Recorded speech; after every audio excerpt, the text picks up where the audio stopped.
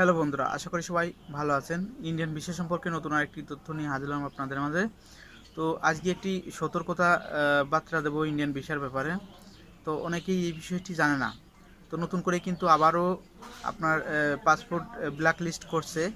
আপনারা যারা এজেন্সির মাধ্যমে মেডিকেল ভিসার জন্য কাগজপাতি জমা দিচ্ছেন, ফলস কাগজপাতি, তাদেরকে কিন্তু আবারও ব্ল্যাক লিস্ট করে দিচ্ছে।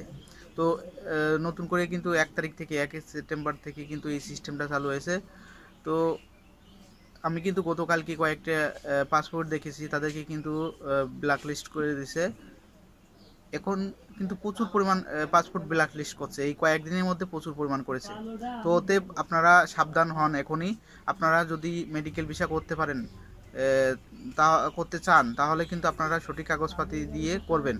কারণ এখন ট্যুরিস্ট ভিসা বন্ধ আছে, স্টুডেন্ট ভিসা, মেডিকেল ভিসা এবং এনটি ভিসা চালু আছে, যার কারণে অনেকেই মেডিকেল ভিসার পন্থা গ্রহণ করছে। অনেকেই কিন্তু ফলস কাগজপাতি দিয়ে তাদেরকে ভিসা গ্রহণ করতে জন্য জমা দিচ্ছে এজেন্সির মাধ্যমে।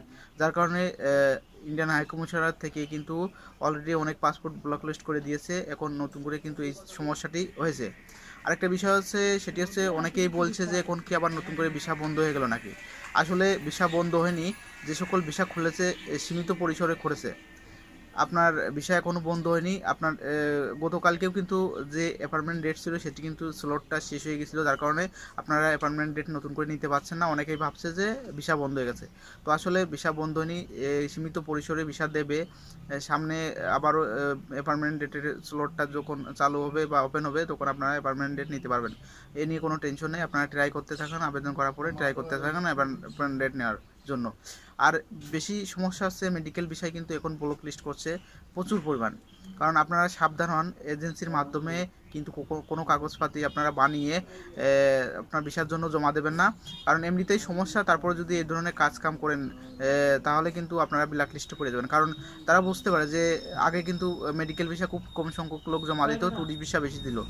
এখন মেডিকেল ভিসা খোলা বলে প্রচুর পরিমাণ মেডিকেল ভিসার জন্য কিন্তু পাসপোর্ট জমা আছে ভিসা নেওয়ার জন্য।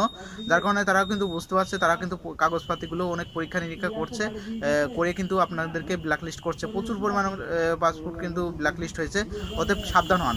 তো যাই হোক, এই বিষয়টি অনেকেই জানে না। নতুন করে কিন্তু আবারও এই সমস্যাটি হয়েছে, এই বিষয়টি অনেকেই জানে না। আপনারা এখনই সাবধান হন। ফলস কাগজপাতি এজেন্সির মাধ্যমে বানিয়ে পাসপোর্টটি জমা দেবেন না মেডিকেল ভিসা নেওয়ার জন্য, নাহলে কিন্তু আর ভিসাই পাবেন না, 5-6 বছরের জন্য ব্লক লিস্ট হয়ে যাবেন। তো যাই হোক, ভিডিওটি ভালো লাগলে লাইক কমেন্ট শেয়ার করবেন এবং আমার চ্যানেলটি সাবস্ক্রাইব করবেন। আমি ইন্ডিয়ান ভিসা সম্পর্কে তথ্য সবার আগে দিয়ে থাকি।